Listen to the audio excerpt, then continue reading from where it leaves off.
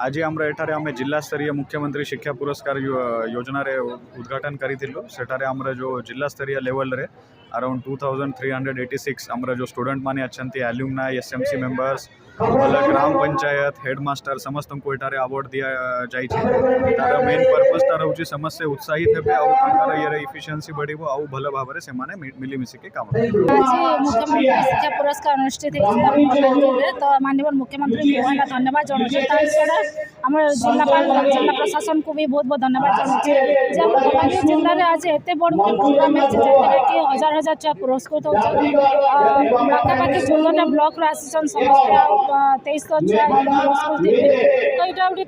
उत्साहित करवार लगे आगे बढ़ावार लगे माननीय मुख्यमंत्री योजना जैसे कि समस्ते उपकृत होती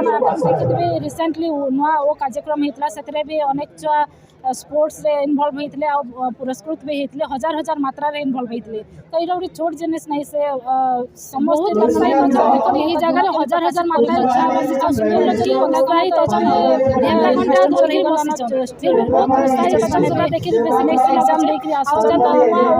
कार्यक्रम भी एक्सपीरियंस हजार हजार मात्रा